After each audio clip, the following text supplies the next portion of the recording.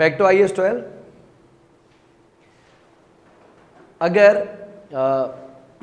General discussion हमने जब की तो उसमें हमने ये पढ़ा कि एक अकाउंटिंग प्रॉफिट होता है जिसको कैलकुलेट करते वक्त, रिपोर्ट करते वक्त हम अकाउंटिंग पॉलिसीज़ को फॉलो करते हैं, हम IAS एंड IFRS को फॉलो करते हैं। लेकिन टैक्सेशन अथॉरिटीज़ आपके IAS और IFRS को नहीं मानती, उनके अपने रूल्स हैं, अपने कवानीन हैं, लिहाजा वो कैलकुलेट करती हैं टैक्सेबल प्रॉफिट, जो कि आपके अकाउंटिंग प्रॉफिट से मुख्तलिफ हो सकता है, जिसकी एक वजह कैश बेसिस एंड अक्रूअल्स बेसिस है, जिसकी एक वजह अलाउएबल एंड डिसअलाउएबल एक्सपेंसेस है, जिसकी एक वजह डेप्रिसिएशन एंड कैपिटल अलाउंसेस हो सकती है। अलाउएबल और डिसअलाउएबल को तो बहरहाल हम कुछ कर नहीं सकते क्योंकि वो वक्ती फर्क नहीं है। अगर वो किसी एक्सपेंस को 2020 में एक्सपेंस तस्लीम नहीं करते तो 2021 में भी तस्लीम नहीं करेंगे, तो 2022 में भी तस्लीम नहीं करेंगे, ये तो ता कयामत तस्लीम नहीं करेंगे। लिहाजा अगर अकाउंटिंग प्रॉफिट और टैक्सेबल प्रॉफिट में फर्क है तो ये है और रहेगा, ये तो परमानेंट डिफरेंस है। इससे मैचिंग कॉन्सेप्ट भी कुछ नहीं कर सकता, इससे IAS 12 भी कुछ नहीं कर सकता और डेफर्ड टैक्स भी कुछ नहीं कर सकता। लेकिन अगर फर्क वक्ती है, अगर फर्क टेम्पररी है, मुझे पता है कि इस साल और अगले साल या उससे अगले साल को जब मिला के देखा जाएगा तो चीज़ें सेट हो जाएंगी, खुद ही ठीक हो जाएंगी। मिसाल, साल चल रहा है 2019, ठीक है, एग्जाम्पल लेते हैं। फॉर ईयर एंड 31 दिसंबर 2009, ठीक है, यहां की बात कर रहा हूं।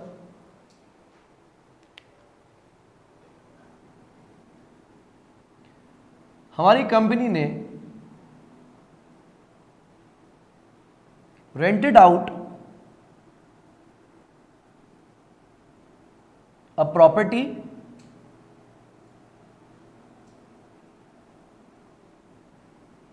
at $30,000 per month। मुनासिब बात?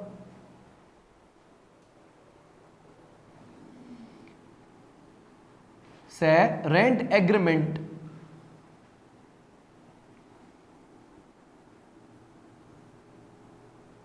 was signed on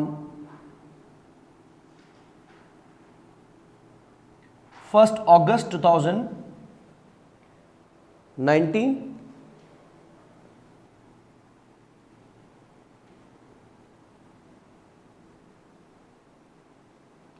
and first payment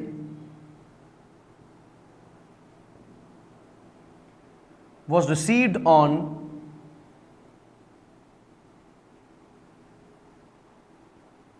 1st March 2020। Situation समझे? मैंने प्रॉपर्टी रेंट पे कब दी है? 1 अगस्त से, जिसका मंथली रेंट कितना बनेगा? 30,000। लिहाजा अगस्त, सितंबर, अक्टूबर, नवंबर, दिसंबर, इन 5 महीने का किराया आपका हक है। लेकिन उन्होंने 2019 में आपको किराया दिया नहीं, ठीक हो गया।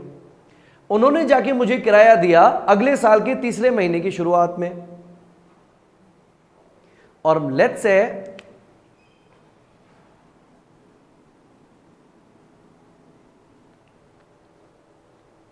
इसने मुझे किराया दे दिया एक साथ 2,40,000 का। इसमें कुछ किराया पुराना होगा, कुछ किराया एडवांस हो गया। अब सिचुएशन को मैं थोड़ा कॉम्प्लिकेट करता हूं। पहला साल मैंने रखा अक्रूअल बेसिस पे, कि मैंने रेंट कमा तो लिया था लेकिन मुझे रेंट मिला नहीं। अगले साल में मैं इसको एडवांस करवा देता हूं। पिछले महीने कितने गुजर चुके हैं? 5 प्लस कर लेते हैं 12 महीने, 17 महीने इस साल के। एक काम करता हूं, उसमें 3 महीने और ऐड कर लेता हूं और मैं इससे किराया ले लेता हूं पूरे 6 लाख रुपए का।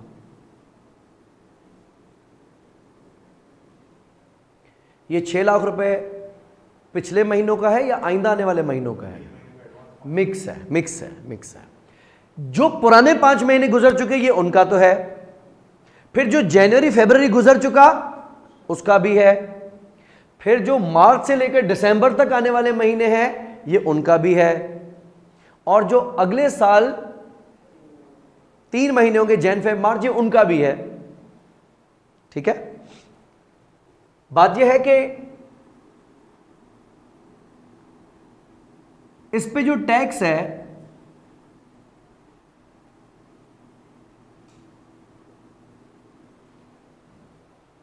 वो कैसे चार्ज होता है? On cash basis at 20% of income.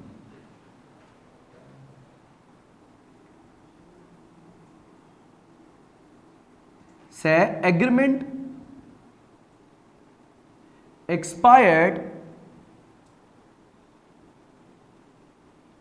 on 30th July 2021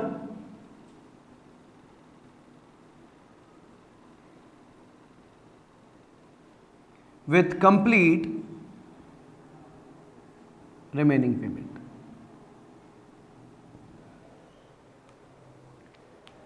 थोड़ी देर के लिए टैक्स को भूल जाओ, अकाउंटिंग की बात कर लेते हैं। ये रेंट कितने सालों पे स्प्रेड होगा? टोटल देखा जाए तो इसमें 2019 भी अफेक्ट होगा, 2020 भी अफेक्ट होगा और 2000। तो मैंने दिखाया ईयर 2019, 2020 एंड 2021।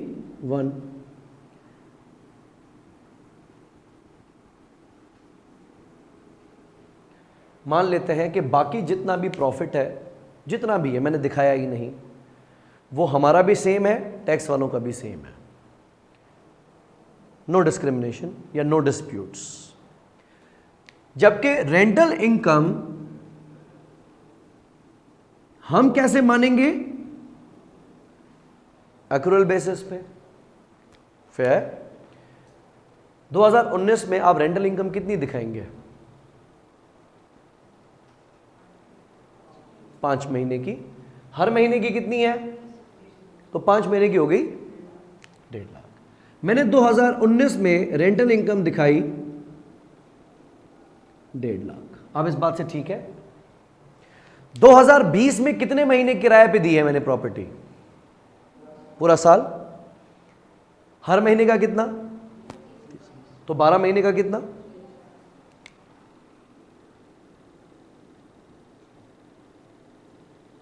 2021 में मैंने अपनी प्रॉपर्टी कितने महीने किराए पे दी है? 7 महीने तक, क्योंकि जुलाई में जाके खत्म हुआ। तो इस केस में मैं जनवरी से लेकर जुलाई तक 7 महीने का किराया हलाल करूंगा। 7 महीने का किराया कितना बनेगा? 2,10,000। इफेक्टिवली 2 साल के लिए आपने प्रॉपर्टी किराए पे दी, यानी 24 महीने के लिए। 1 अगस्त से शुरू की थी और 30 जुलाई 2021 में जाके खत्म की है। 24 महीने मल्टीप्लाई बाय हर महीने का कितना था? 30,000। 7,20,000। इन तीनों को टोटल करें, 7,20,000। मैंने कमाया भी 7,20,000 और दिखाया भी 7,20,000, लेकिन टाइम पीरियड एक्रूअल बेसिस पे था। तो जिस साल में जितने महीने प्रॉपर्टी किराए पे दी, उस साल में उतने महीनों का रेंट मैंने दिखाया। माइनस करते हैं इसमें से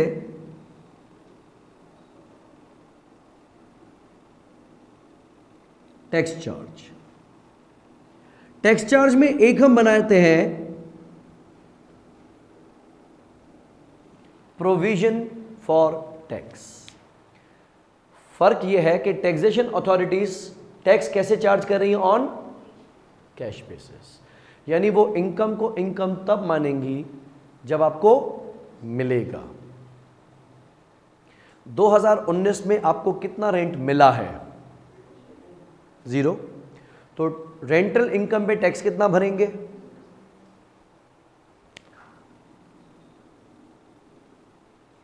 यहां पे मैचिंग कॉन्सेप्ट की रूह तड़पी। मतलब ये क्या कर रहे हो, जब 1.5 लाख की इनकम दिखाई है 2019 ने, तो 1.5 लाख का 20% 30,000 उस पर टैक्स तो भरोगे ना। हमने कहा हाँ भरेंगे, लेकिन इस साल नहीं। बोलेगा ये मसला नहीं कि आप पे कौन से साल में करते हो, मसला ये कि वो है कौन से साल का। और मैचिंग कॉन्सेप्ट ये कह रहा है कि जिस साल में इनकम दिखाई है उसका टैक्स भी उसी साल में आना चाहिए। मैंने बुलाया डेफर टैक्स को, तो उसने कहा आप अपना काम कर लो, मैं आता हूं। हमने कहा ठीक है। तो इस साल प्रोविजन फॉर टैक्स कितना बना, 0। दूसरे साल में आपको कितने पैसे मिले, 6 लाख। ये ना देखोगे कौन से महीने के हैं, 6 लाख मिले हैं ना, 6 लाख पे 20%।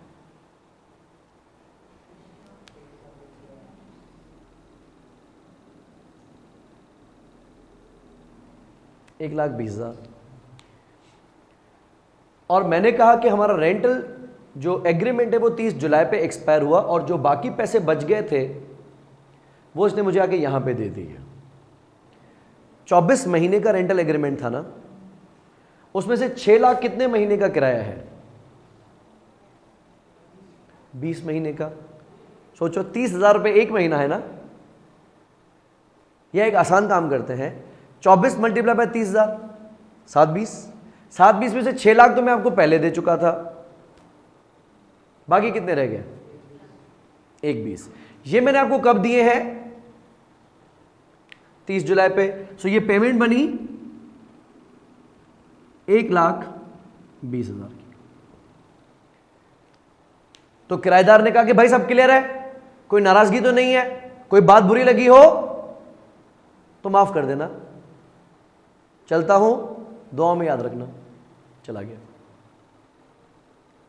ठीक है। लिहाजा टैक्सेशन अथॉरिटीज ने कहा कि गया, हाँ। बोला कितने पैसे देके गया, मैं कहा 1,20। बोला लाओ मेरा टैक्स। ये 1,20 टैक्स रेंट आपको कौन से साल में रिसीव हुआ है, 21 में, ठीक है। तो 21 में 1,20 पे 20% लग जाएगा, 24,000।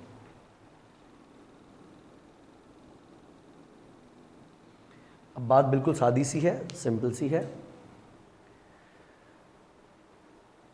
कि आपने 7,20,000 रुपये का रेंट कमाया, गलत कह रहा हूं नहीं ना, उस पर टैक्स कितना बनता है, 20%, 1,44। 7,20 का 20% निकाले, 144। ये कितना है, तो जितना टैक्स जायज था मैंने आपसे लिया। लेकिन इसने मैचिंग कॉन्सेप्ट का लिहाज नहीं किया। टैक्स को क्या पड़ी है लिहाज करने की, ये तो आपके सर का दर्द है। हमने अब बुलाया कि भाई डेफर्ड टैक्स अब फ्री हो गए हो। उसने बोला आपने अपना काम कर लिया। मैंने कहा भाई हमसे जो हो सका था हमने कर लिया। बोलेगा अब मैं आता हूं। तो एक हमने पढ़ा था टाइमिंग डिफरेंस अप्रोच, थोड़ा होश के साथ चलेंगे। उसने पूछा कि आपका पहले साल में अकाउंटिंग प्रॉफिट कितना है, मैंने कहा 1.5 लाख, और बोला टैक्सेबल प्रॉफिट कितना है, 0, क्योंकि वो मुझसे टैक्स चार्ज नहीं कर रहा। तो उसने कहा मतलब वो आपसे पहले साल में टैक्स नहीं ले रहा, मैं कहा नहीं ले रहा। बोला लेकिन आपसे जब अगले साल वो डबल करके टैक्स लेगा ना, क्योंकि अगले साल वो मे भी अगले साल के 12 महीने का रेंट भी ले, टैक्स भी ले, और पिछले साल के 5 महीने का रेंट भी ले, तो तुम्हें तकलीफ होगी। आज तो बड़ी खुशी है, आज तो बड़ा जश्न है कि मैंने 1.5 लाख रुपए कमाया और टैक्स भरा ही नहीं। लेकिन ये खुशी लॉन्ग लास्टिंग नहीं है।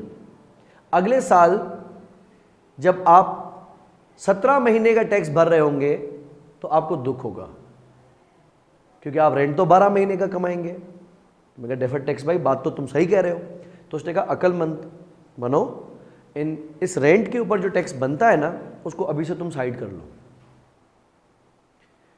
तो अकाउंटिंग प्रॉफिट कितना? 150। टैक्सेबल प्रॉफिट कितना? 0। और इस साल आप टैक्स कम भर रहे हो। अक्लमंद कहेगा कि जो उसने मुझसे टैक्स नहीं लिया वो मेरे लिए लायबिलिटी है। तो हमने डेबिट किया डेफर्ड टैक्स को, टैक्स चार्ज को, और क्रेडिट कर दिया डेफर्ड टैक्स लायबिलिटी को। मिसाल, इस केस में मैंने पहले साल क्या किया, 2019 में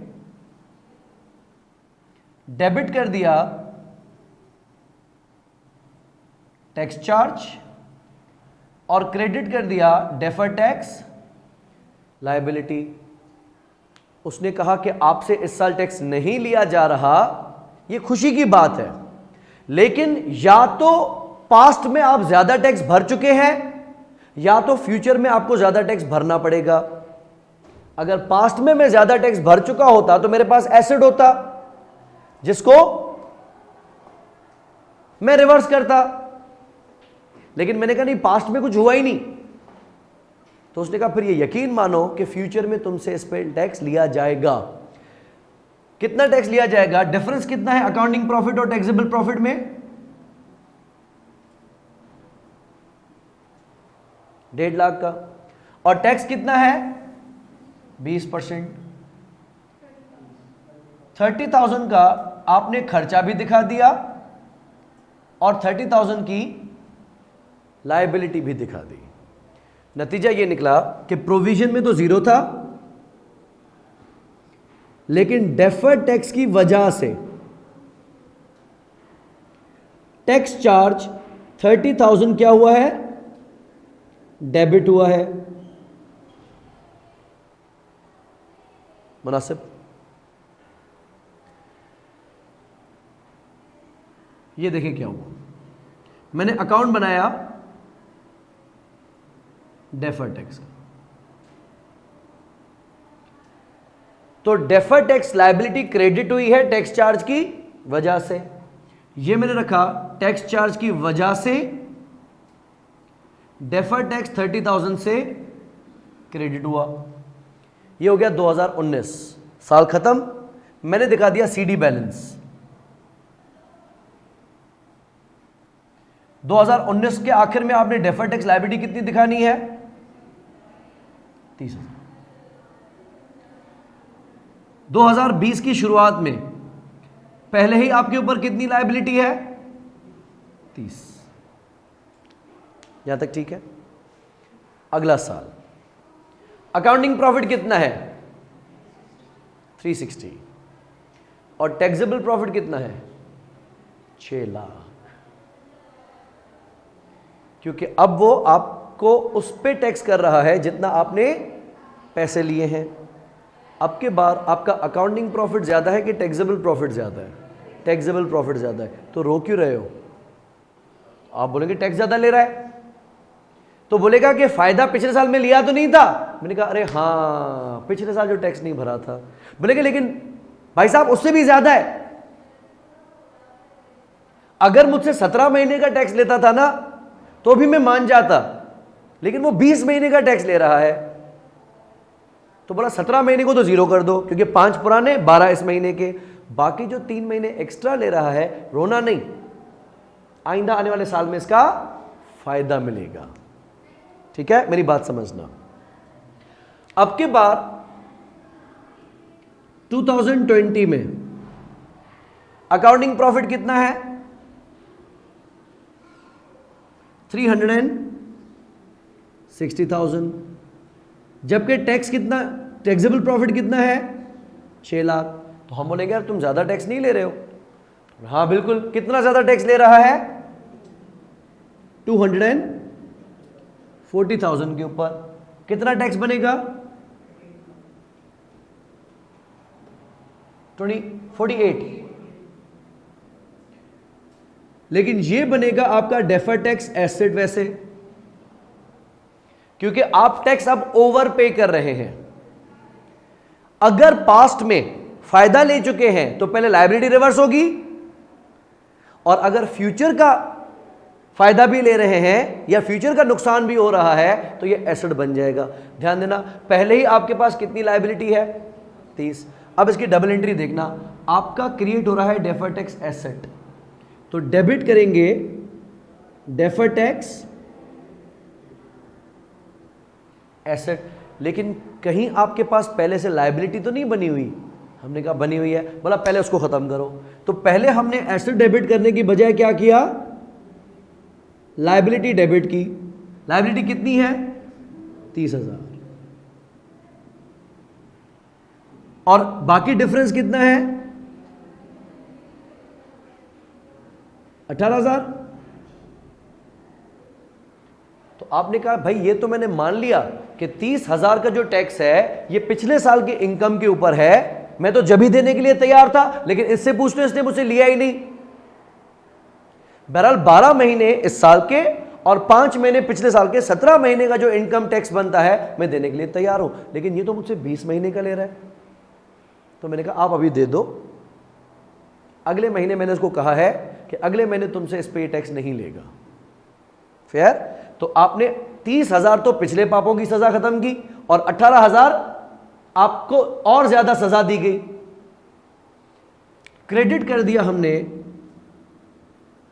टैक्स चार्ज, कितने से? टोटल 48,000 से। अब टैक्स चार्ज देखो, अगर इसको डेबिट करता है तो टैक्स चार्ज की वजह से ये डेबिट होगा कितना? 48,000।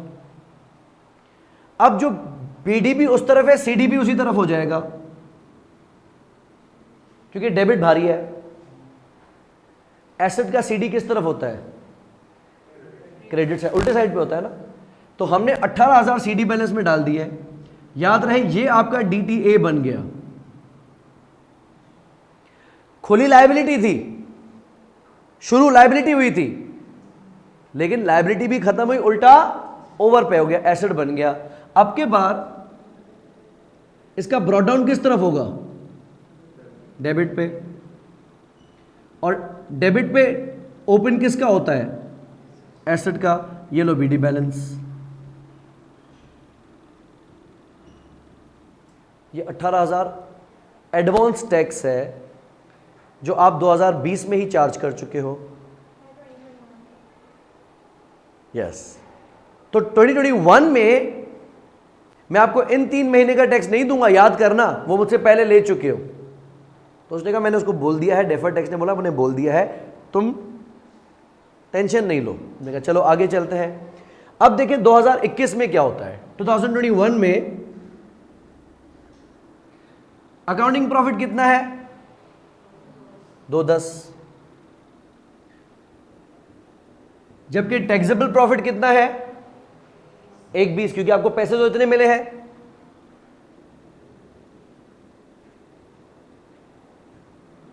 अब देखिए आपका टैक्स बनता 210 पे था, लेकिन वो आपसे टैक्स किस पे ले रहा है? 120 पे। उसने कहा वो 120 जो आपको मिले हैं सिर्फ उस पे टैक्स लूंगा। डिफरेंस कितना है? ये 90,000 उन 3 महीनों का किराया है जिस पे टैक्स में पहले ही पे कर चुका हूं, और 90,000 का 20% कितना बनेगा? 18,000। लिहाजा आप टैक्स कितना दे रहे हैं? 24, जबकि आपका टैक्स बनता कितना था? 210 का 20%, 42,000 का टैक्स बनना चाहिए था, जबकि बना 24 का।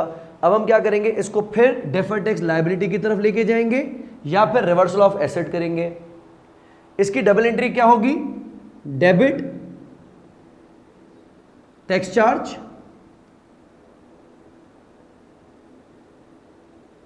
बाय 18,000 और क्रेडिट डेफर्ड टैक्स लायबिलिटी। लेकिन क्या एसेट पहले से मौजूद है? हमने कहा जी है, तो पहले उसको खत्म कर दो।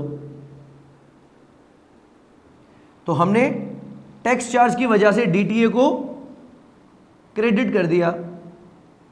कितने से? 18,000 से, बाकी कितने रह गए? Account close. डेफर्ड एसेट था ही कितने का? 18 का, वो 18 से क्रेडिट हो गया। तो 18,000 से हमने बेसिकली इसको डेबिट कर दिया। पहले साल में क्या हुआ? Debit tax charge by 30,000। दूसरे साल में क्या हुआ? क्रेडिट टैक्स चार्ज बाय 48,000, तो मैंने इनकम दिखा दी। और तीसरे साल में फिर डेबिट हुआ टैक्स चार्ज बाय 18,000। अब निकालते हैं प्रॉफिट आफ्टर टैक्स। 1.5 लाख में से 30 गए, इसको टोटल करें, माइनस के 120 प्लस के 48,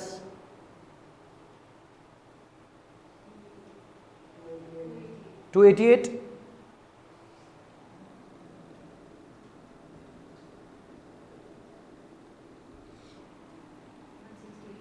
160,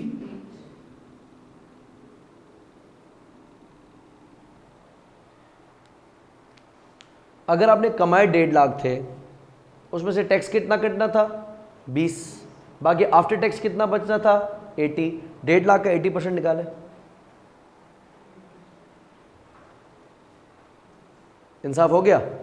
360 का 20% तो टैक्स था, बाकी 80% प्रॉफिट आफ्टर टैक्स होना चाहिए था। 360 का 80% निकाले।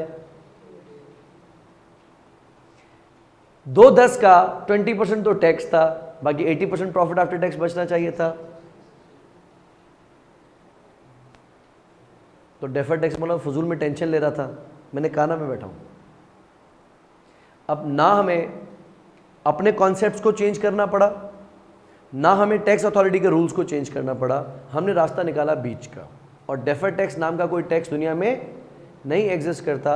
ये सिर्फ एक टेक्निक है जो कि इंश्योर कर रही है कि मैचिंग कॉन्सेप्ट का परचम बुलंद हो। तो एक हमने देख लिया टाइमिंग डिफरेंस अप्रोच, जिसको हमने कहा प्रॉफिट लॉस अप्रोच, जबकि दूसरा है टेम्पररी डिफरेंस अप्रोच, जिसको हम कहते हैं SOFP मेथड। वहां पे वी ऑब्जर्व कि अकाउंटिंग प्रॉफिट कितना है और टैक्सेबल प्रॉफिट कितना है। अगर टैक्सेबल प्रॉफिट ज्यादा, इसका मकसद टैक्स भी भर रहे हैं ज्यादा, तो हमने उसको बना दिया asset.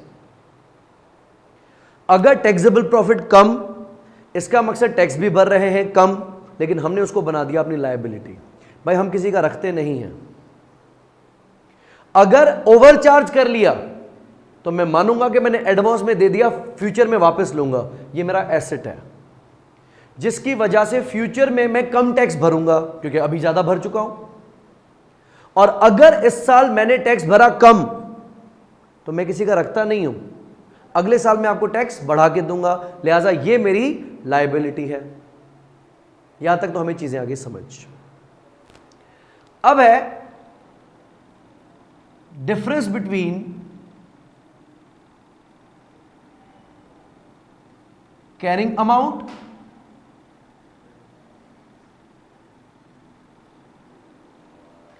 and tax basis. What is carrying amount? It is the value at which the asset is carried in the statement of financial position. फिर वो कॉस्ट मॉडल पे हो, फिर वो रिवैल्यूएशन मॉडल पे हो, फिर वो फेयर वैल्यू मॉडल पे हो, फिर वो अमोर्टाइज्ड कॉस्ट पे हो, किसी पे भी हो, लेकिन जिस वैल्यू को आपने डिटरमिन किया है एज पर एप्लीकेबल ISS और IFRS, उसको हम कहते हैं carrying amount of an asset या carrying amount of a liability. जबकि टैक्स बेसिस किसको कहा जाएगा? दिस इज वैल्यू एज पर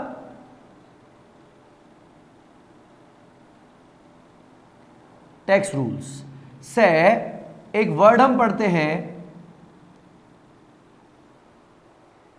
TWDV, एक होता है WDV, रिटन डाउन वैल्यू या कैरिंग वैल्यू या नेटबुक वैल्यू। एक है TWDV, इसको हम कहते हैं टैक्स रिटन डाउन वैल्यू। जब हम एसेट की कॉस्ट में से डेप्रिसिएशन माइनस करेंगे तो वो नेट बुक वैल्यू बन जाएगी। अगर हम एसेट की कॉस्ट में से कैपिटल अलाउंसेस माइनस करेंगे तो वो TWDV बन जाएगी। अब मिसाल के तौर पे हमने एसेट खरीदा, उस पे installation cost, delivery and handling, site preparation plus कर दी। टैक्स वाले कह रहे कि क्या कर रहे हो, ये खर्चे कैपिटलाइज थोड़ी होते हैं। हमने कहा आप ना करो।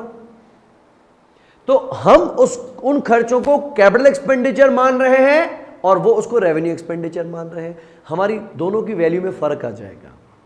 जो एज पर IAS 16 एसेट की कॉस्ट होगी वो क्या कहलाएगी, कैरिंग वैल्यू, और जो as per tax rule asset की कैरिंग वैल्यू होगी या वैल्यू होगी उसको कहा जाएगा टैक्स बेसिस या TWDV। नो।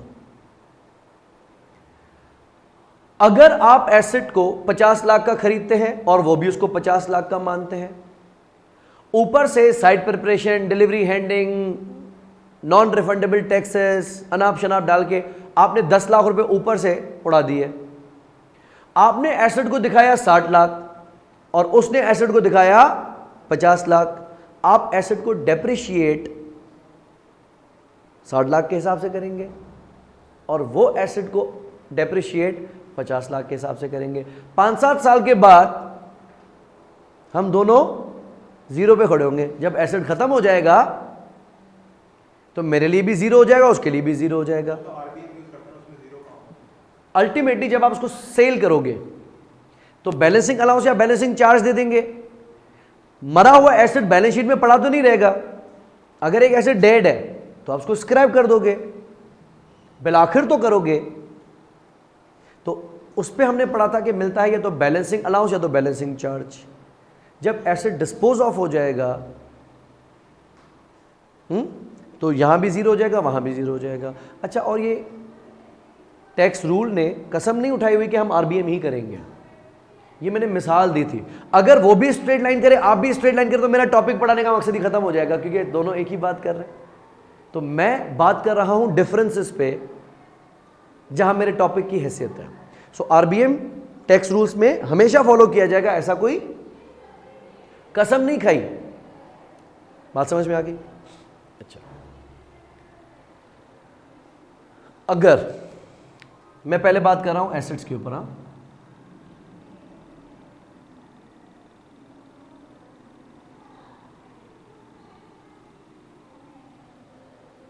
अगर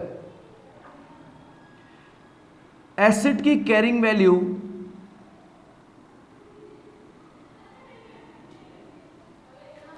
टैक्स बेस से ज्यादा है,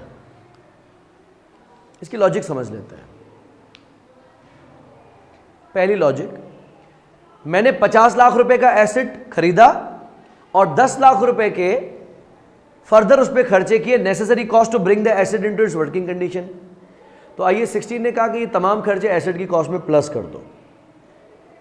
मेरा एसेट किस पे आ गया? 60 लाख पे। उन्होंने कहा कि ये खर्चे प्रॉफिट लॉस में भेजो। हमने कहा भाईजान शुक्रिया। अगर आप मेरे साइट प्रिपरेशन, डिलीवरी हैंडलिंग वगैरह वगैरह वगैरह खर्चों को टैक्स अलायबल कर देते हैं तो आपकी मेहरबानी। उससे क्या होगा? मेरा टैक्सेबल प्रॉफिट कम हो जाएगा और उस 10 लाख रुपए में मुझे इमीडिएट रिलीफ मिल जाएगा। तो मैं कहूंगा जज़ाकल्लाह, अच्छी बात है। एसेट दिखेगा कितने पे? बैलेंस शीट में 60 लाख पे, और टैक्स वाले इसको कितने पे दिखाएंगे? 50 लाख पे। ये 10 लाख का फर्क किस वजह से? एक्स्ट्रा कॉस्ट्स का, जिसको हम कैपिटल मानते हैं वो रेवेन्यू मानते हैं। आपस की बात है। अगर आपका अकाउंटिंग प्रॉफिट 80 लाख हो तो टैक्सेबल प्रॉफिट कितना होगा? 70 लाख। क्यों? क्योंकि उन्होंने उस 10 लाख रुपए को भी खर्चा मान लिया। सही समझ में आई बात? आपने उन खर्चों को प्रॉफिट लॉस में नहीं जाने दिया, आपने उसको डेबिट मारा PPE में, उसने उसको डेबिट मारा प्रॉफिट लॉस में। तो मैंने कहा ठीक है, उससे मेरा टैक्सेबल प्रॉफिट बैठ गया। पहले साल आप टैक्स ज्यादा पे करेंगे या कम पे करेंगे? कम पे करेंगे। और अक्लमंद किसी की अमानत रखता नहीं है, लिहाजा ये क्या होगा आपके लिए? लायबिलिटी। एक्सीलेंट। इस डिफरेंस को हम कहते हैं टीटीडी, टैक्सेबल टेम्पररी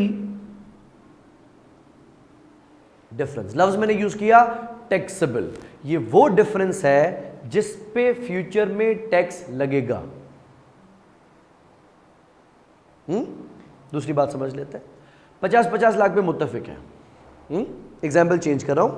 हम 50-50 लाख पे मुत्तफिक है, कोई डिलीवरी हैंडलिंग इंस्टॉलेशन नहीं है। मैं एसेट को 5 साल के ऊपर स्ट्रेट लाइन करता हूं और वो एसेट को 20% आरबीएम करता है। इस केस में पहले साल में मैं भी कितने से डेप्रिशिएट करूंगा? 10 लाख से, और वो भी कितने से डेप्रिशिएट करेगा? 10 लाख से। पहले साल में अकाउंटिंग प्रॉफिट और टैक्सेबल प्रॉफिट में कोई फर्क नहीं आएगा, और मेरे हिसाब से भी एसेट 40 लाख का दिखेगा, उसके हिसाब से भी 40 लाख का दिखेगा। लेकिन कैसा हो कि वो 30% आरबीएम करे।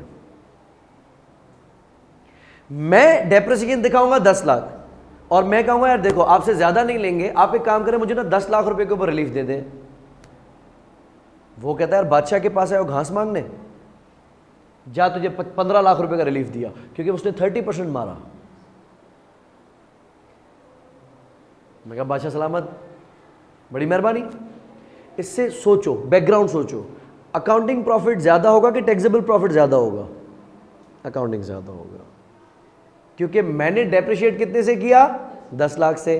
उसने डेप्रिशिएट कितने से किया? 15 से। और अकाउंटिंग प्रॉफिट और टैक्सेबल प्रॉफिट में कितना फर्क आ जाएगा? 5 लाख रुपए का। और आप इस 5 लाख रुपए के ऊपर टैक्स कम जमा करेंगे। अक्लमंद किसी की उधार रखता नहीं है।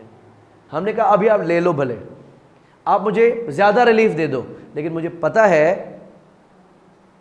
कि तिलों का तेल तिलों में से ही निकलता है। दुकानदार जब चाय पिलाता है ना तो कहता है भाई देखो सौदा हो ना हो, आप आए हो पहले चाय पियोगे ठंडा पियोगे। तो कोई कस्टमर क्या कहता है, उसके शिकंजे में फंस जाता है, वो चाय पे हाँ बोल जाता है, तो वो चाय के साथ बिस्किट भी मंगा लेता है, पिलाता है। इतनी सी है, कट से भी कम, एक चैनक मंगवाएगा 4 कप बनाएगा, इतना सा कप होता है, कर दे खत्म। लेकिन पेट में जाती है ना एक चीज़।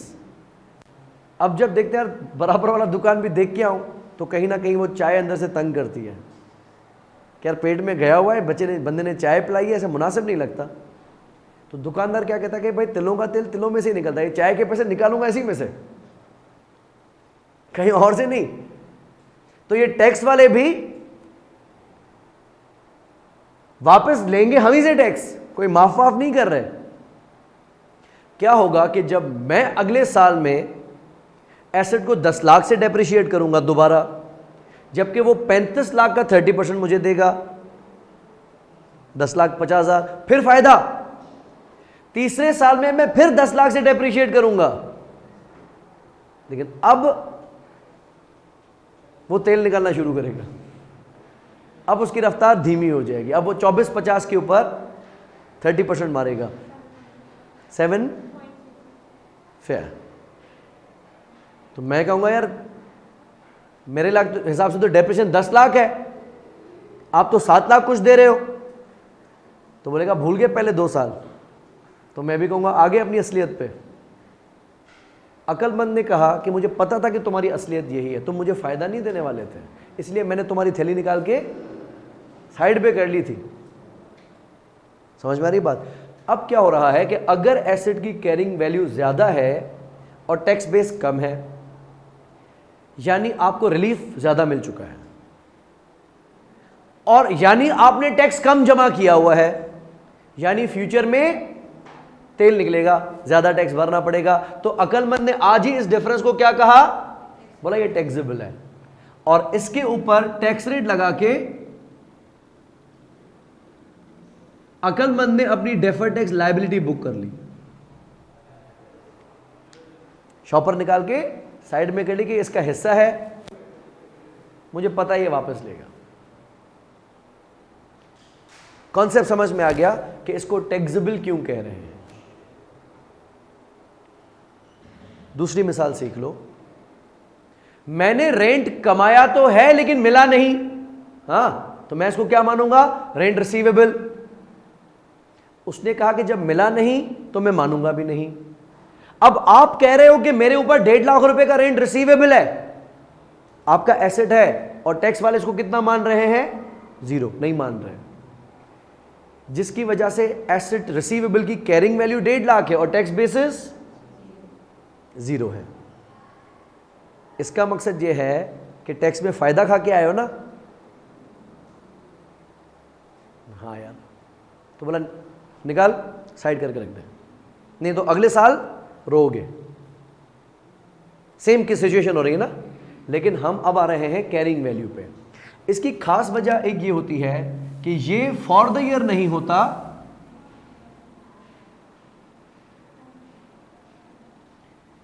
ये एज एट ईयर एंड होता है। यानी ये लायबिलिटी इस साल की लायबिलिटी नहीं है, ये अब तक की लायबिलिटी है। कहानी को आगे चलाते हैं, दूसरा साइड देखते हैं। अगर एसेट की कैरिंग वैल्यू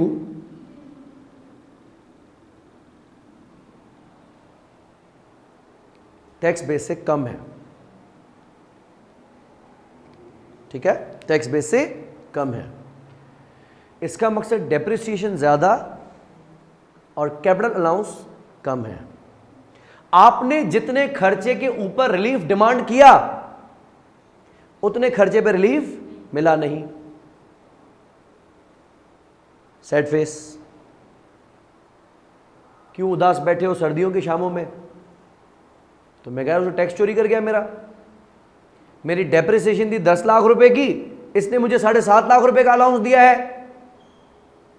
तो डेफर्ड टैक्स ने बोला इस तरह तो होता है इस तरह के कामों में, तुम एक काम करो, ये 2.5 लाख रुपए के ऊपर टैक्स उसको दे दो और उसको एसेट बना के रख लो, क्योंकि फ्यूचर में ये तुम्हें इस पे रिलीफ देगा।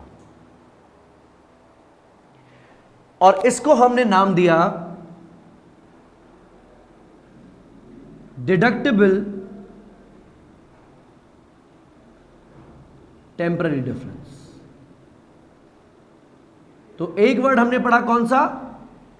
Taxable temporary difference. ये वो डिफरेंस है जिस पे फ्यूचर में टैक्स चार्ज होगा, और डिडक्टेबल टेम्पररी डिफरेंस का मकसद ये वो डिफरेंस है जिस पे फ्यूचर में रिलीफ मिलेगा। लिहाजा जब रिलीफ मिलेगा तो आपको जब फायदा होगा, इसको हमने कह दिया डेफर्ड टैक्स एसेट।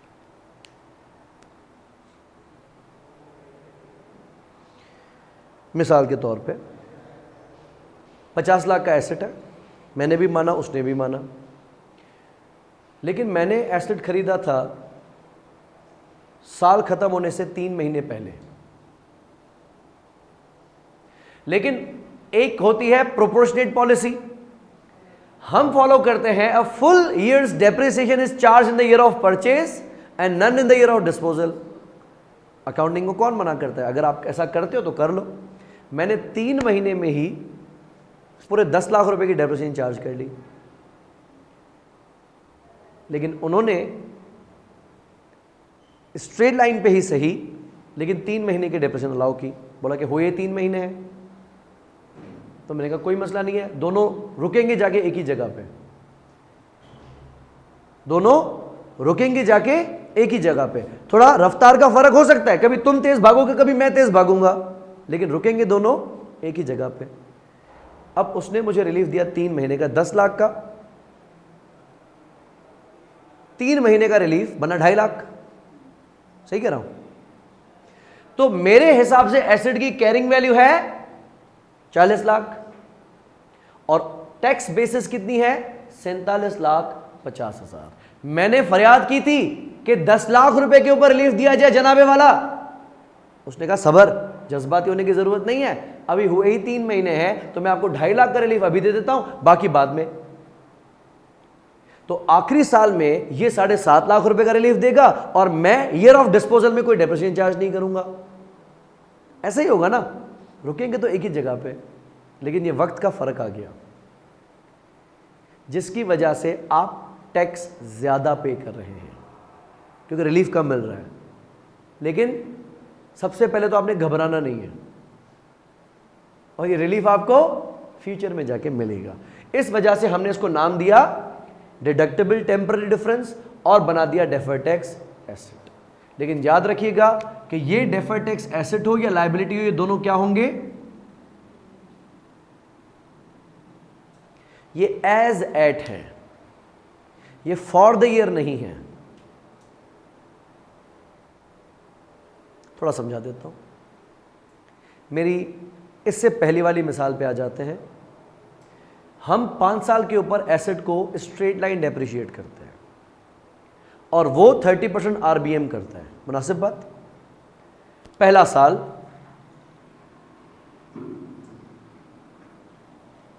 एसेट की कैरिंग वैल्यू कितनी होगी?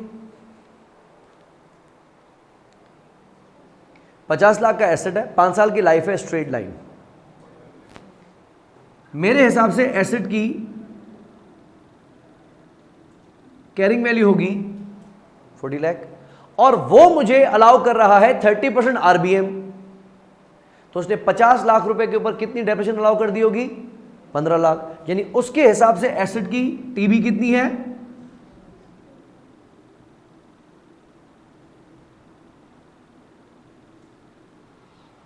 मुनासिब बात? 10 लाख का अलाउंस तो मैंने भी मांगा था, लेकिन बादशाह सलामत ने 15 का दे दिया। फर्क कितना हुआ? 5 का अलाउंस ज्यादा दे दिया या कम दिया? ज्यादा दे दिया। लेकिन अक्लमंद ने कहा कि ये औकात दिखाएगा, ये तीसरे चौथे साल में आ जाएगा अपनी असलियत पे। लिहाजा मैंने भी क्या कर दिया, उसे छुपा के उसके पैसे साइड कर लिया। जिस तरह कभी बच्चे से चीज़ मांगते हैं तो रोता है, तो उसको पेरेंट्स कहते हैं शेयरिंग करो। वो दिल पे पत्थर रख के क्या करता है, वो चीज़ दे तो देता है, लेकिन उसको पता होता है कि ये खाएगा नहीं। और अगर सामने वाले ने मजाक की हद पार की और उसने खोल दी वो चॉकलेट, तो ये और कांपेगा और अपनी माँ की तरफ देखेगा कि ये क्या कर रहा है। और अगर उसने मुंह में डाल दी, फिर बच्चा जो रोएगा तो उसको बोलेगा तुमने तो मुझे दे दी थी ना।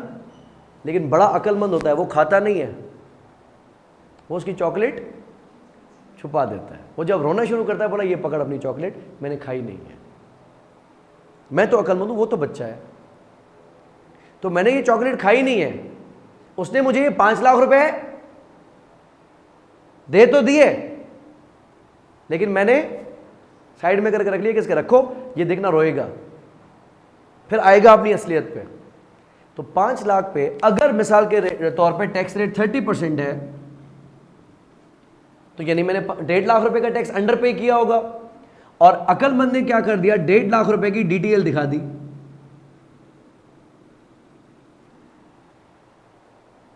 डबल एंट्री क्या पास करेंगे? डेबिट करेंगे टैक्स चार्ज 1.5 लाख से, क्रेडिट करेंगे डेफर्ड टैक्स लायबिलिटी 1.5 लाख से। क्योंकि जब मेरी डेप्रिसिएशन डेट 10 लाख थी, तो मुझे 5 लाख रुपए के ऊपर रिलीफ नहीं चाहिए, वो मैंने अपने टैक्स चार्ज से माइनस कर दिया। अगला साल मैंने एसेट को कितने से डेप्रिशिएट किया? फिर 10 लाख से। और एसेट की कैरिंग वैल्यू कितनी आ गई? 30 लाख। वो अभी भी चौड़ा बन रहा है। उसने फिर 30% दे दिया। मैं कहा देख लो, और भी सामान लिए जा रहा हूं बच्चे से। और पेरेंट्स उसको पीछे से कह रहे हैं शेयरिंग करो शेयरिंग करो, अंकल है मजाक कर रहे हैं। तो बच्चा भी पक्का होके दे रहा है कि सही है। अब के बाद उसने मुझे फिर 30% दिया, किसका? 35 लाख का, जो कि बना 10,50,000। नतीजा ये निकला कि एसेट कितने पे आ गया,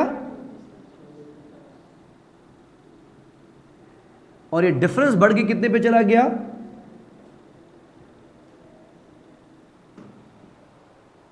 5.5 पे। क्या 5.5 लाख रुपए के ऊपर रिलीफ आपको इस साल मिला है? क्या ये 5.5 लाख रुपए पूरे के पूरे इस साल के टैक्सेबल प्रॉफिट से माइनस हुए होंगे?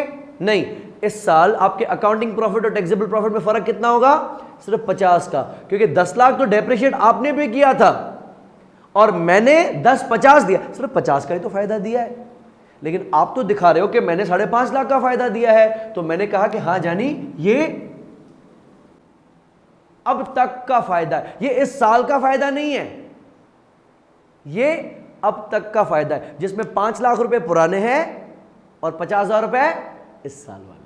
मैंने कहा ठीक है, और इस पे लगा दिया हमने 30%, ये बना 1,65,000, और ये 1,65,000 की क्या है, डेफर्ड टैक्स लायबिलिटी। डेबिट करेंगे टैक्स चार्ज कितने से,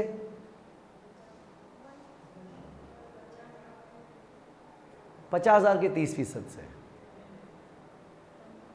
15,000 से। मैं पूरे एक 65 प्रॉफिट लॉस में नहीं लेके जा सकता, क्योंकि डेट इसमें से पहले जा चुके। याद करो अलाउंस फॉर डाउटफुल डेट, बच्चे थे ना जब आपने पढ़ा था, इंक्रीज और decrease in allowance for doubtful debt. तो लायबिलिटी का बीडी बैलेंस कितना है, 1.5 लाख। ये फॉर द ईयर नहीं है, ये सीडी बैलेंस है। मैं दोहरा रहा हूं, ये एज एट ईयर एंड है, ये एज एट ईयर एंड है, ये भी एज एट ईयर एंड है। तो इस साल आपकी लायबिलिटी में इजाफा कितना हुआ, 15,000 का। उस 15,000 को हम डेबिट करेंगे टैक्स चार्ज में और क्रेडिट कर देंगे डेफर्ड टैक्स लायबिलिटी में। तो डेफर्ड टैक्स लायबिलिटी 1.5 लाख से बढ़ के 1,65,000 पे आ जाएगी। बैठ रही दिमाग में बात। एक साल आगे चल लेते हैं, और तीसरे साल में क्या होगा, हमारी तो मर्द की जुबान एक, हम तो वही 10 लाख से डेप्रिशिएट करेंगे, लेकिन टैक्सेशन अथॉरिटीज आ जाएंगी अपनी औकात पे। अब के बार वो आपको 24/50 का 30% रिलीफ देंगी। 7,35,000। मैं कहा क्यों, अब दो ना 10 लाख से ज्यादा। तो बोलेगा रोज रोज थोड़ी होता है। अब ये रोने पे आ गया। अच्छा हुआ कि मैं पहले ही पैसे निकाल चुका था। मैंने इसकी चॉकलेट खाई नहीं थी, मैंने संभाल के रखी थी। नहीं तो अब जेब से देनी पड़ती, नहीं तो अब लेके देनी पड़ती। लेकिन जब मैंने उसकी टॉफी खाई ही नहीं, मैं बोलूंगा ये पकड़ उठा। अब मैं अपनी लायबिलिटी को करूंगा रिवर्स। देखना कैसे रिवर्स होती है। 7,35 बोला आपने, तो 24/50 में से 7,35 माइनस करेंगे, 17,15। अब मैं टोटल 3 सालों में कितना फायदा ले चुका हूं,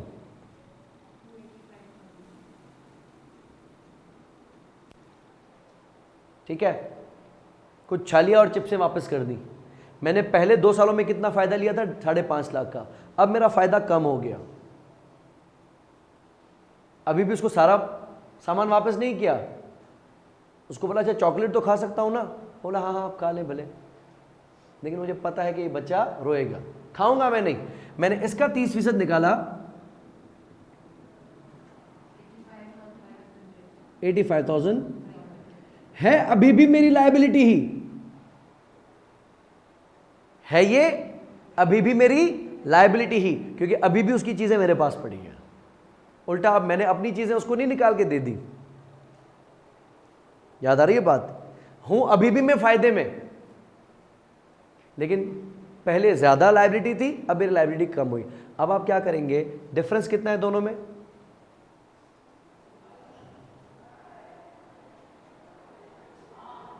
$79,500।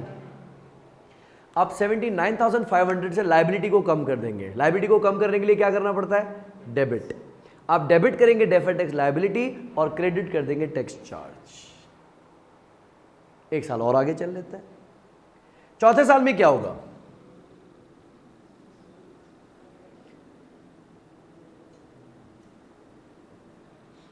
फिर हमने 10 लाख डेप्रिशिएट किया और इन्होंने मुझे 17/50 का 30% अलाउंस दिया। 17/15 का 30%, ठीक है। इसमें से माइनस कर दें,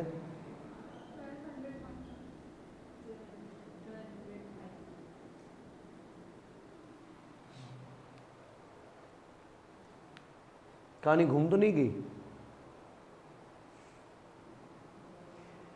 अब एसेट की कैरिंग वैल्यू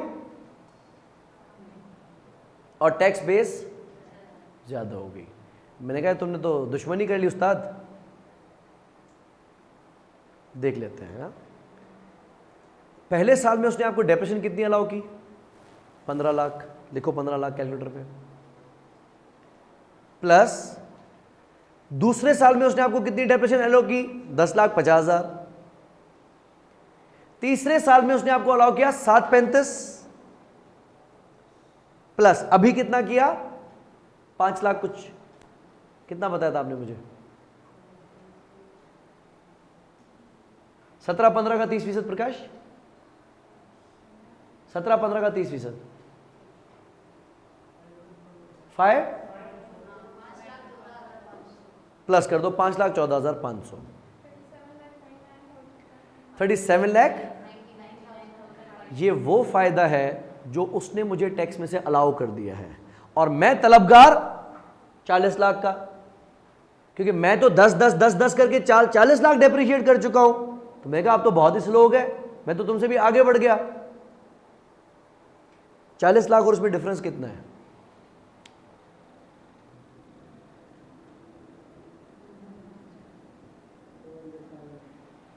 सेम। ये वो अमाउंट है जिससे वो पीछे छोड़ गया, यानी बच्चा अब अपनी चीजें तो ले गया, उल्टा जो मेरी शॉपर में पड़ी थी वो भी ले गया। अब मेरा बच्चा रो रहा है, मैंने उसके मां को बोला कि भाई, तो उसने बोला सर थोड़ा दूर छोड़े, ये इधर उधर देखेगा ना मैं आपको वापस दे दूंगी। तो मैं भी रोया नहीं, क्योंकि मुझे पता है कि ये मेरा एसेट है, ना मेरी चीजें वो खाएगा ना उसकी चीजें मैं खाऊंगा। अब उसकी मां ने कहा कि थोड़ी देर उसको बहलने दे, मैं उठा के आपको वापस कर रही हूं। अब देखिए उसने मुझसे 2,50,000 का मेरी डेप्रेशन से कम रिलीफ दिया हुआ है, मल्टीप्लाई बाय 30%, 60,100, ये मेरा डेफर्ड टैक्स एसेट बन गया उल्टा। यानी 85,500 की लायबिलिटी तो डेबिट होगी, उल्टा 60,150 का एसेट भी डेबिट होगा, और पूरा का पूरा अमाउंट मिलके, ये दोनों अमाउंट्स मिलके चले जाएंगे टैक्स चार्ज में। फिगर्स बताते चलो कि टैक्स चार्ज में क्या क्या जाएगा। देखो इस केस में पूरा का पूरा 1.5 लाख प्रॉफिट लॉस में गया, डेबिट किया ना टैक्स चार्ज को, ये लो डेबिट। दूसरे साल में प्रॉफिट लॉस में कितना भेजा? 15,000, ये लो 15,000, डेबिट किया क्रेडिट किया? डेबिट किया। तीसरे साल में क्या किया? 79,500 से आपने इसको रिवर्स किया, अब के बार आपने इसको क्रेडिट कर दिया, राइट। अब देखें 85,500 की लायबिलिटी अगर 60,150 का एसेट बन जाए तो डिफरेंस कितना है? दोनों को प्लस कर देंगे, क्योंकि लायबिलिटी वर्सेस लायबिलिटी नहीं है, लायबिलिटी वर्सेस एसेट है, यानी लायबिलिटी खत्म भी हुई, उल्टा एसेट भी बन गया। इन दोनों को प्लस करें, 1,45,650, ये भी मैंने क्रेडिट कर दिया। आखिरी साल एसेट की स्क्रैप वैल्यू निल है, एसेट की स्क्रैप वैल्यू निल है, लिहाजा लास्ट ईयर भी मैंने उसको डेप्रिशिएट करके फुली डेप्रिशिएटेड कर दिया, जीरो कर दिया। जबकि टैक्सेशन अथॉरिटीज आपको 12,500,000 पे 30% देंगी, इसको हम कहेंगे कैपिटल अलाउंस।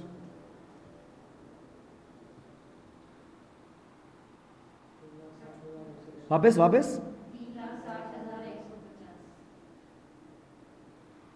ये मिलेगा मुझे कैपिटल अलाउंस। जब 12,500,000 में से 3,60,150 माइनस कर दूंगा तो बाकी TWDV कितनी रह जाएगी? 8,40,250। और इस एसेट को मैं बेचूंगा कितने में? स्क्रैप वैल्यू कितनी है? तो फायदे पे बेचोगे नुकसान पे बेचोगे? जाहिर सी बात है नुकसान पे बेचेंगे, क्योंकि अगर TWDV से ज्यादा पे बेचूंगा, यहां के हिसाब से तो no gain loss no loss है, क्योंकि स्क्रैप वैल्यू निल है। लेकिन टैक्स वालों ने क्योंकि RBM चलाया तो TWDV जीरो तो होनी नहीं थी।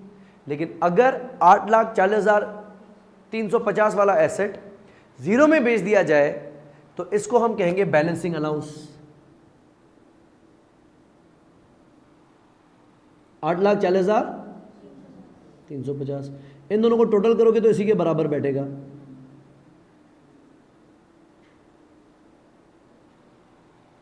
नाइंसाफी नहीं की टैक्स वालों ने। आपने एसेट को डेप्रिशिएट किया 50 लाख से, इन्होंने भी आपको रिलीफ दिया पूरे 50 लाख का।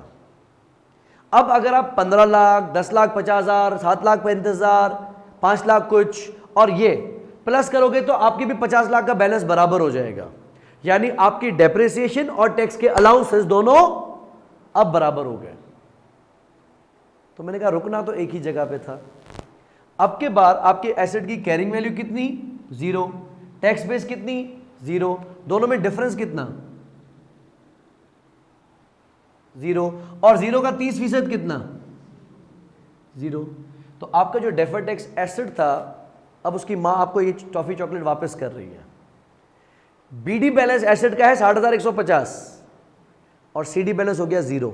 यानी एसेट को खत्म करने के लिए हम क्या करेंगे? क्रेडिट करेंगे, ठीक है, और टैक्स चार्ज को डेबिट करेंगे। तो ये आपका डेफर्ड टैक्स एसेट खत्म हो जाएगा। 60,150 से आप प्रॉफिट लॉस को डेबिट कर दोगे।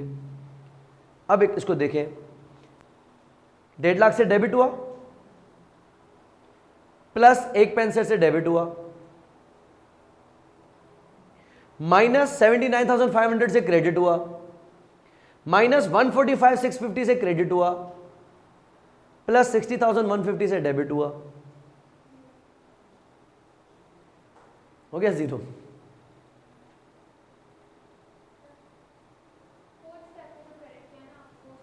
श्योर, इसको आप थोड़ा यूं समझ लें। ये हमारा अकाउंट है for deferred tax, but this is universal account. ये ना मैं इसको एसेट बोल रहा हूं ना मैं इसको लायबिलिटी बोल रहा हूं। अगर डेबिट पे आ गया तो एसेट हो जाएगा, क्रेडिट पे आ गया तो लायबिलिटी हो जाएगा। ओके, मिसाल के तौर पे एक टेनेंट है जो कभी एडवांस में किराया दे देता है, कभी ड्यू कर लेता है। तो कभी रेंटल रिसीव हो जाएगा, प्रीपेड एडवांस में आ जाएगा, और कभी ड्यू हो जाएगा। अगर वो मुझे एडवांस में पैसे देगा तो मेरे लिए लायबिलिटी बन जाएगी, अनअर्न्ड इनकम बन जाएगी, और अगर वो ड्यू करेगा तो मेरे लिए रेंट रिसीवेबल बन जाएगा। रेंटल अकाउंट कभी रिसीवेबल कभी अनअर्न्ड, यानी लायबिलिटी में भी जा सकता है, एसेट में भी जा सकता है। Same applies here. ध्यान दीजिएगा, पहले साल की शुरुआत में बीडी बैलेंस तो है ही नहीं, जैसा कि मैंने कहा कि ये 1.5 लाख क्या है? एज एट ईयर एंड है। और पहले साल का सीडी बैलेंस लायबिलिटी है कि एसेट है? लायबिलिटी का सीडी बैलेंस किस तरफ आता है? ये ना डेबिट पे। सीडी बैलेंस रखा 1,50,000। आपकी साल की शुरुआत में लायबिलिटी कितनी थी? 0। और इस साल आपकी लायबिलिटी कितने से क्रिएट हुई? 1.5 लाख से लायबिलिटी क्रिएट हुई है। तो डेबिट करेंगे टैक्स चार्ज एंड क्रेडिट करेंगे डेफर्ड टैक्स। ये लो, मैंने टैक्स चार्ज की वजह से लायबिलिटी को क्रेडिट किया,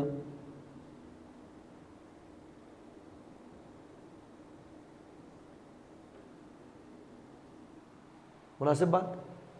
सीडी अगर इस तरफ हुआ तो पहले अगले साल में लायबिलिटी का ओपनिंग बैलेंस खुलेगा, जबकि दूसरे साल के आखिर में आपकी लायबिलिटी कितनी है? 1.65। ये इजाफा नहीं है लायबिलिटी का, ये लायबिलिटी है। तो सीडी बैलेंस रखा मैंने फिर 165। लायबिलिटी का ओपनिंग बैलेंस कितना था? 1.5 लाख। क्लोजिंग बैलेंस कितना है? 1.65। इंक्रीज है डिक्रीज है? इंक्रीज है। कितने से? ये गया प्रॉफिट लॉस में।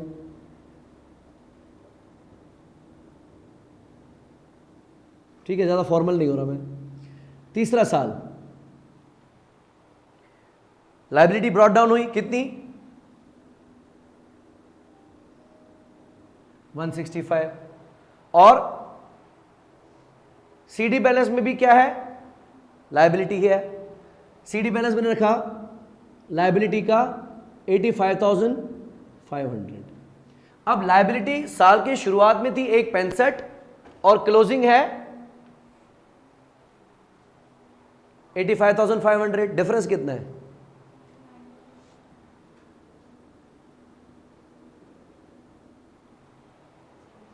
अब के बार लायबिलिटी कम हुई है, तो यानी डेफर्ड टैक्स लायबिलिटी डेबिट हुई, किसकी वजह से? तो टैक्स चार्ज क्या हुआ? क्रेडिट हुआ। ठीक है, चौथा साल फॉर्मल नहीं हो रहा, इसको क्लोज कर रहे हैं।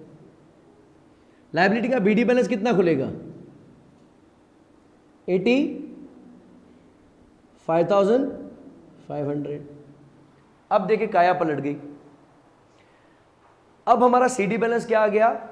60,150 का एसेट बन गया। ये रख दिया मैंने सीडी बैलेंस 60,150 का। अब आपकी लायबिलिटी इंक्रीज हुई है कि डिक्रीज हुई है? बोलेंगे इंक्रीज डिक्रीज, तबाह हो गई, नीच तो नाबूद हो गई, खत्म हो गई। लायबिलिटी तो खत्म हो गई, उल्टा एसेट बन गया। तो बीडी भी उसी तरफ, सीडी भी उसी तरफ, दोनों का टोटल कितना है?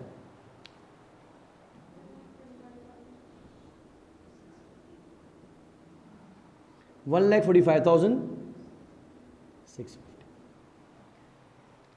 तो डेबिट करेंगे डेफर्ड टैक्स लायबिलिटी को 85,500 से, डेबिट करेंगे डेफर्ड टैक्स एसेट को 60,150 से, और पूरा का पूरा अमाउंट क्रेडिट कर देंगे टैक्स चार्ज में। Easy PG.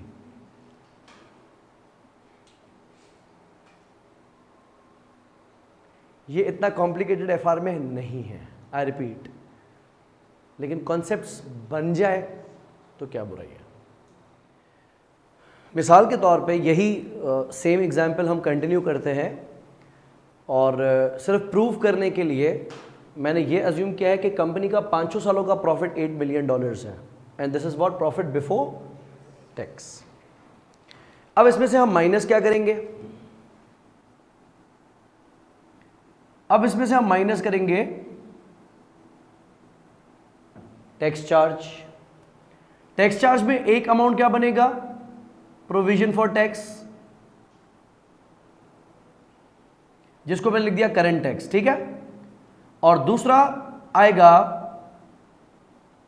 Impact of deferred tax. क्या टैक्सेशन अथॉरिटीज 8 मिलियन पे ही प्रॉफिट टैक्स लगाएंगी 30%? नो। यानी आपका जो टैक्सेबल प्रॉफिट है that would be different from this accounting profit. क्यों? से हम कैलकुलेट करते हैं टैक्सेबल प्रॉफिट।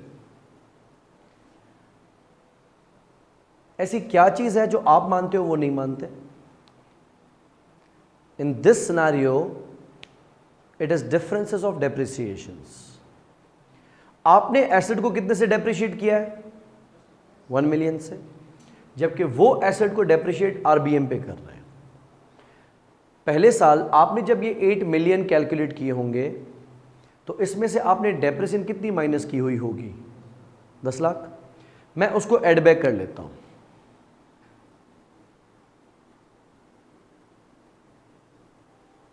ये मैंने 1 मिलियन को वापस ऐड कर दिया। बोला नहीं मान रहे हो ना इस खर्चे को? बोला नहीं मान रहे। बोला वापस ऐड कर दिया, बस खुश? बोले ठीक है। लेकिन एक खर्चा ऐसा है जो वो मानते हैं मैं नहीं मानता। क्या? Tax allowances. तो इसमें से मैं माइनस कर देता हूं टैक्स अलाउंस। पहले साल में वो कितना कैपिटल अलाउंस मुझे अलाउ कर रहे थे? 50 लाख का 30%, 15 लाख। तो मैंने क्या, मेरे 1 मिलियन को आप नहीं मान रहे हो और अपने 15 लाख को मान रहे हो, तो 8 मिलियन में 1 मिलियन एड बैक कर दिए और 15 लाख माइनस कर दिए। तो टैक्सेबल प्रॉफिट कितना होगा? इस पे टैक्स कितना लगेगा?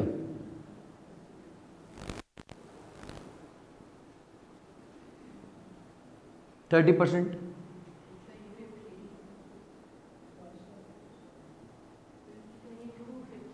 2250, ठीक है।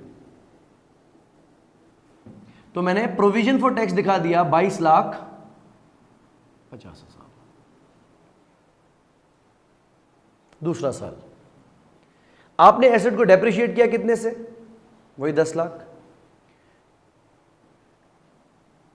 जबकि उन्होंने अलाउंस दिया कितना, 10,50,000। तो मैंने 80 लाख में अपने 10 लाख रुपए एड बैक करके उसके 10,50 माइनस कर दिए, 7950। टैक्स कितना लगेगा, 2385। मैंने यहां से माइनस किया 2,385,000। भाई जिसमें आप खुश। तीसरे साल क्या हुआ, मैंने डेप्रिशिएट किया वही 10 लाख से, जबकि उन्होंने मुझे अलाउ किया 735। यहां पे वो असलियत दिखाने वाले आ गए। अब देखिए मेरा टैक्सेबल प्रॉफिट बढ़ गया, कितना हो गया, 8265। मेरा अकाउंटिंग प्रॉफिट कितना है, 80 लाख, जबकि वो 82,65,000 रुपये टैक्स मार रहा है। तो बोले अब क्यों रो रहे हो, जब मजाक शुरू किसने की थी, तो शुरू तो आपने की थी। अब इस पे लगाया हमने 30%,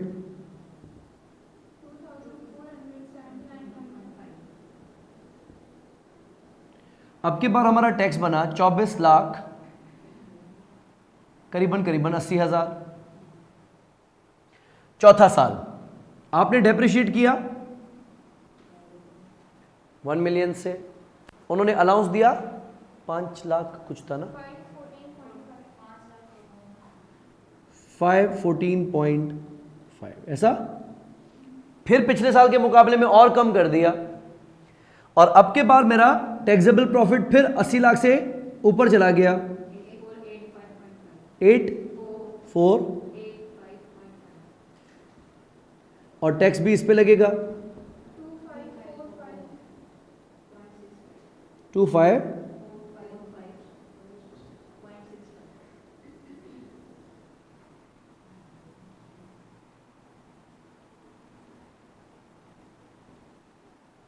आखिरी साल मैंने डेप्रिशिएट किया 1 मिलियन से, जबकि उन्होंने मुझे टोटल अलाउंसेस जिसमें डेप्रिसिएशन भी शामिल है, कैपिटल अलाउंस भी शामिल है और बैलेंसिंग अलाउंस भी शामिल है, वो दिया 12,500,000 का।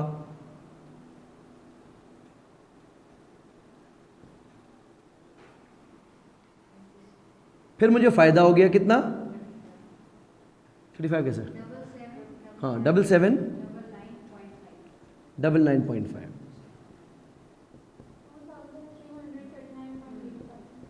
85, 2339.85। क्या मेरा हर साल का वैसे प्रॉफिट सेम है? जी भाई, मैंने तो स्टेबल परफॉर्म किया है, लेकिन क्या मेरा प्रॉफिट आफ्टर टैक्स हर साल सेम दिखेगा? नहीं दिखेगा। पहले साल में ज्यादा दिखेगा बिकॉज मेरा टैक्सेबल प्रॉफिट कम होने की वजह से टैक्स भी कम चार्ज करेगा वो। फिर अगले साल में और एडवांटेज दे रहा है, दूसरे साल को भी फायदा, तीसरे साल को नुकसान, चौथे साल को नुकसान ज्यादा, फिर पांचवें साल को फायदा। तो मैं कह रहा हूं ये कर क्या रहे हो? ऐसे तो शेयर होल्डर्स मेरे ऊपर कड़केंगे कि तुम कर क्या रहे हो, स्टेबल तो है नहीं तुम्हारी कंपनी। तो अब उनको मैं कहां समझाता फिरूंगा कि ये टैक्स रूल्स और अकाउंटिंग पॉलिसीज के डिफरेंसेस की वजह से हो रहा है, क्योंकि हर शेयर होल्डर चार्टर्ड अकाउंटेंट होना ऐसा जरूरी तो नहीं है। लिहाजा आप मैचिंग कॉन्सेप्ट से कुछ करवा लो। तो उसने कहा ठीक है, मैंने बात कर ली है। पहले साल आपने डबल एंट्री क्या की, डेबिट किया टैक्स चार्ज 1.5 लाख से, क्रेडिट किया डेफर्ड टैक्स लायबिलिटी 1.5 लाख से। ये मैंने टैक्स चार्ज को डेबिट कर दिया 1.5 लाख से। दूसरे साल आपने डेबिट किया टैक्स चार्ज को 15,000 से, क्रेडिट किया डेफर्ड टैक्स लायबिलिटी को 15,000 से। ये मैंने डेबिट कर दिया टैक्स चार्ज को 15,000 से। तीसरे साल मैंने डेबिट किया डेफर्ड टैक्स लायबिलिटी को 79,500 से और क्रेडिट किया टैक्स चार्ज को 79,500 से। अब की बार मैं इसमें प्लस करूंगा। चौथे साल इन दोनों का प्लस कितना बन रहा था, 145,650। मैंने डेबिट किया लायबिलिटी को 85,500 से, डेबिट किया एसेट को, डेफर्ड टैक्स एसेट को 60,150 से, और क्रेडिट किया टैक्स चार्ज को 1,45,650 से, या क्या 1,45,650। और आखिरी साल में क्योंकि हम जीरो हो गए तो मैंने फिर डेफर्ड टैक्स टैक्स चार्ज को डेबिट किया 60,150 से, और डेफर्ड टैक्स एसेट को क्रेडिट कर दिया 60,150 से। यूं डेफर्ड टैक्स का अकाउंट बंद हो गया। और टैक्स चार्ज को मैंने आखिरी साल में क्या किया है, 60,150 से डेबिट किया है। अब मुझे सिर्फ टैक्स की फिगर्स बताओ, सिर्फ टैक्स की फिगर्स। इन दोनों को मिलाया तो टैक्स चार्ज कितना बनेगा, 2400। तो पहले साल में मेरा टैक्स एक्सपेंस देखेगा 2400, दूसरे साल में अच्छा, तीसरे साल में प्लस नहीं करो, वो माइनस में ये प्लस में है। चौथे साल में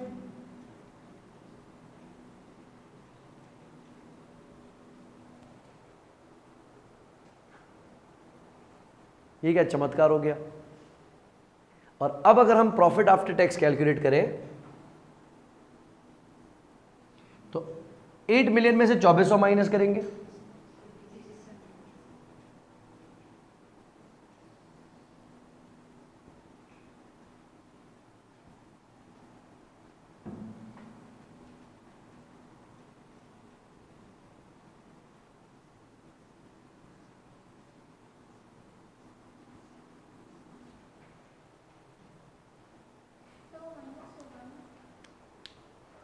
ये हाँ माइनस होगा। हाँ दिस वन, लास्ट वन, हाँ सॉरी, डेबिट हो रहा है बैलेंस। मैंने सिर्फ ये प्रूव करने के लिए इसको 8 मिलियन रखा कि जब कंपनी की परफॉर्मेंस है स्टेबल तो रिपोर्ट भी होनी चाहिए stable. Just because of differences between accounting principles and tax rules, the ultimate performance of the company must not be affected. तो ये सारा काम कौन कर रहा है, डेफर्ड टैक्स। और deferred tax is a technique जो मिसमैचिंग, वो बच्चे को रोने नहीं दे रही ना खुद रो रही है। तो अगर उससे सामान लिया भी है तो मुझे पता है कि ये खा नहीं सकता मैं, ये मैंने वापस करना है। और अगर मैंने अपना सामान दे दिया तो मैंने अपने बच्चे को भी नहीं रोने देना, उसको बोला बेटा 2 मिनट सब्र कर, देगा वापस, हमें सिर्फ ट्रिक करने दो। तो ये डेफर्ड टैक्स की ट्रिक है, ठीक है। इस पर थोड़ा और दिमाग चलाओ, फिर फंसोगे, फिर याद करना। नेक्स्ट क्लास में इसको मजीद कंटिन्यू करेंगे। ऑलमोस्ट हो चुका है हमारा डेफर्ड टैक्स, सिर्फ रिवैल्यूएशन वाला एक छोटा सा पार्ट है, लेकिन अगर जो भी कंफ्यूजन्स होंगी तो हम नेक्स्ट क्लास में डिस्कस कर लेंगे। सी यू नेक्स्ट क्लास।